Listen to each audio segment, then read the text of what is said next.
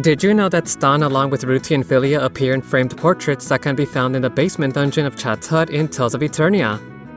Stan and Ruti along with Judas from Tales of Destiny 2 appear as playable characters in a Namco x Capcom game.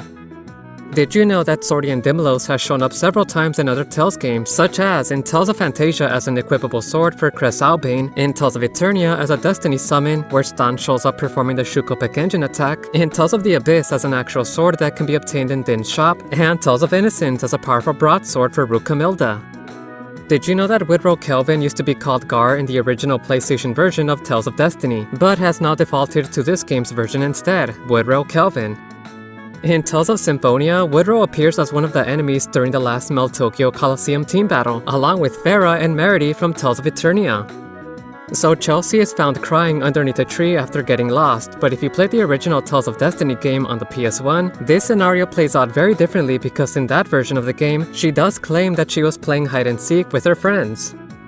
Even though Chelsea is a master archer trained by Alba, who is a master archer himself, Chelsea apparently loves reading books despite her whimsical nature. In Tales of Eternia, Chelsea makes an appearance where she serves as a host of a round of quizzes at Minche University.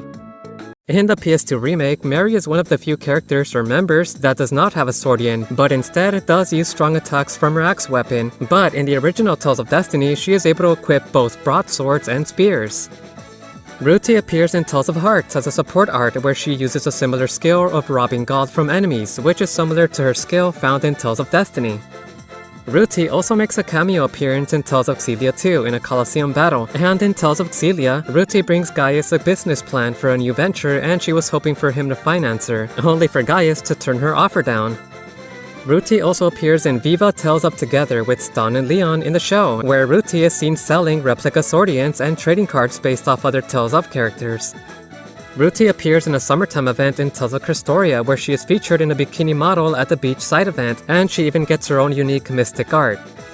In August 30th, 2018, Ruti's original voice actress Yuka Amai announced her retirement from voice acting due to various difficulties in her life, so she would eventually be replaced as Ruti by Yuka Komatsu and would appear in Tales of Crestoria as her new voice actress. So the temple where Ruti was trapped in has two goddess statues, most likely depictions of goddess Atomoni.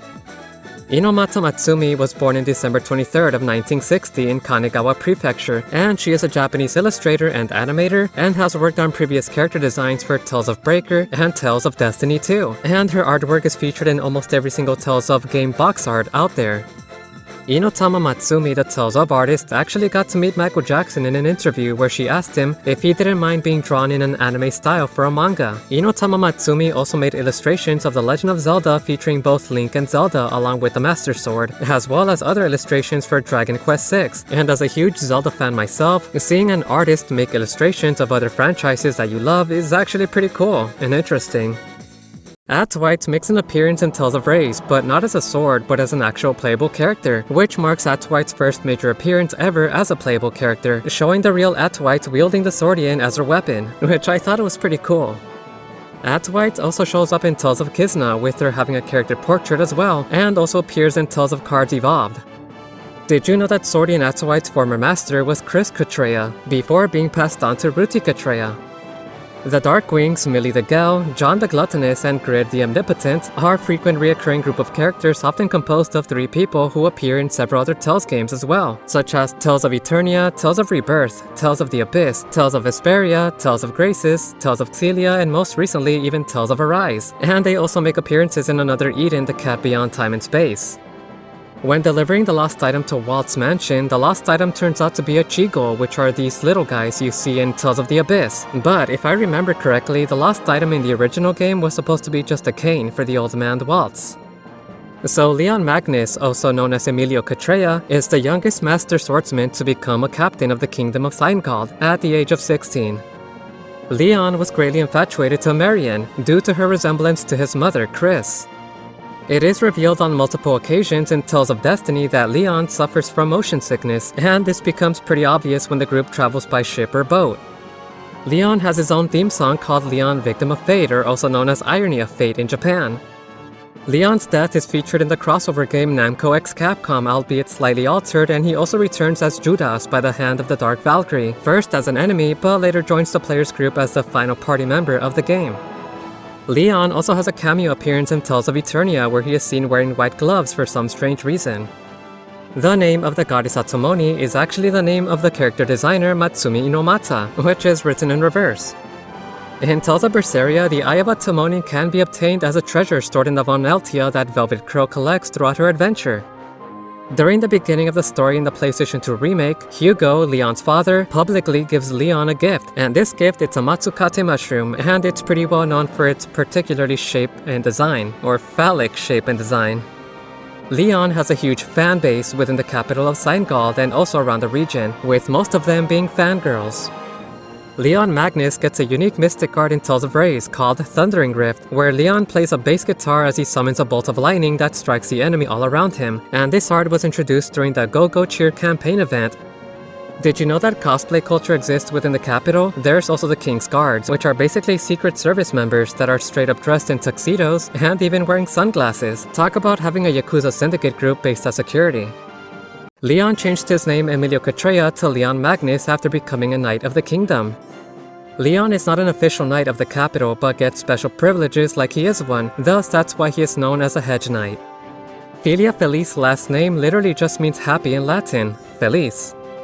According to Clemente and the other Swordians, the Swordian spirits are at least 1,000 years old, according to the skit event within the Radrersol.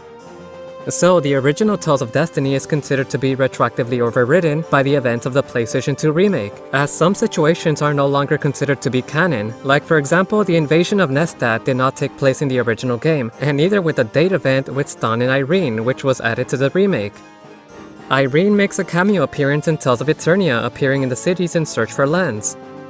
If it wasn't obvious already, Stan takes an interest in Irene and develops a crush on her very quickly. Kongman, also known as Bruiser Kong, is the hero of Nestat, but in the original Tales of Destiny game, he is purely an optional character who can be persuaded to join your party at any given time. However though, in the PS2 remake of the game, he does join the party as a permanent member, and also he's 39 years old. While he is mostly referred to as Kong within the localized original version of Tales of Destiny, in the remake he goes by Bruiser instead. Kong makes a cameo appearance in Tales of Eternia, appearing in the city of Tisney where he challenges Raid Herschel to an eating contest.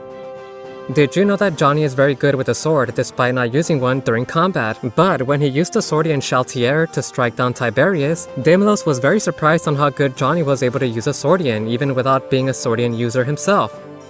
The instrument that Johnny is using is called a lute, even though during gameplay he plays it as if it were an electric guitar, which is pretty cool.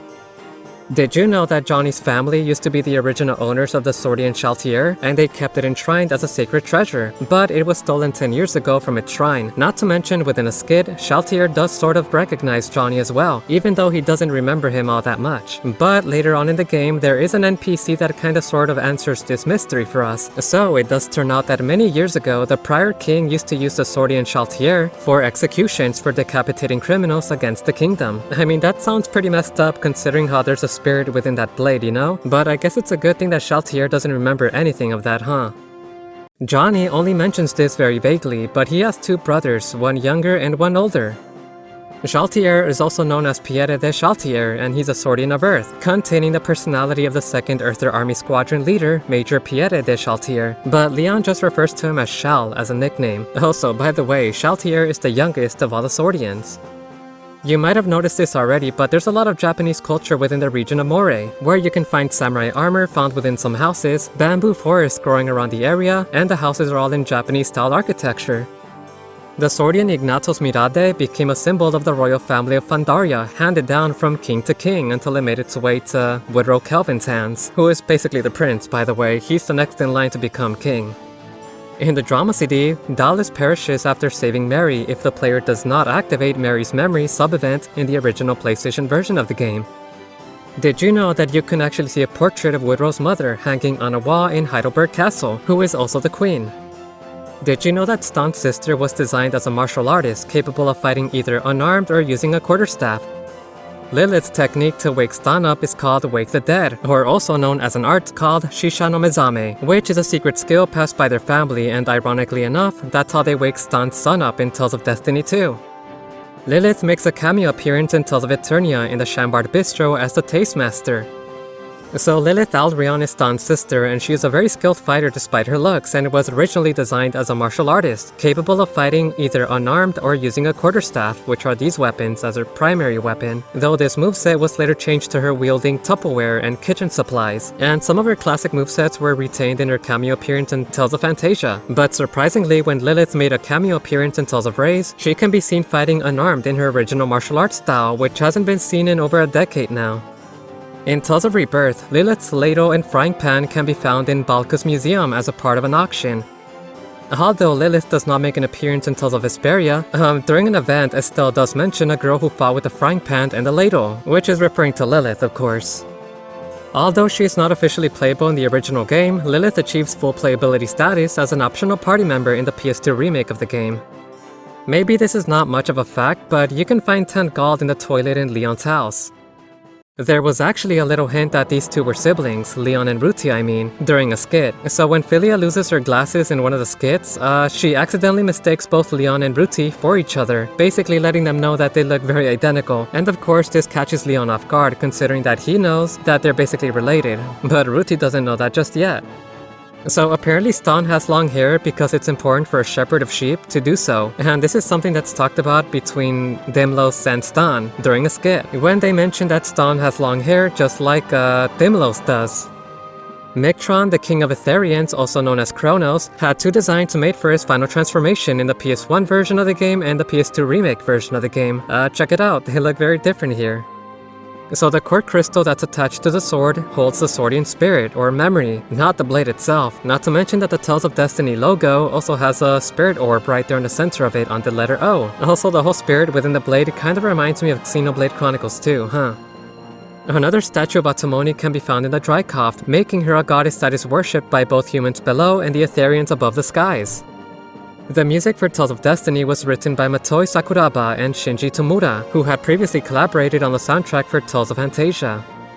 Philia Felice's mystic art is called Sacred Penance, which debuted in a fight in Tales of the Abyss and also was used by Estelle from Vesperia. And guys, that's pretty much gonna do it for today's video, so I hope you guys enjoyed and perhaps learned something new about the game Tales of Destiny. So my goal for these videos is to show you guys some cool stuff that maybe perhaps you didn't really know about or maybe you missed out on in your first playthrough. And if I showed you something that you thought was pretty cool, make sure to drop me a like, and also I will be doing similar content such as this for a variety of Jrpg games. So if that sounds like something you might want to get into, make sure to push that subscribe button for me. I might just talk about some of your favorite franchises, but with that out of the way, I'll catch you guys on the next one.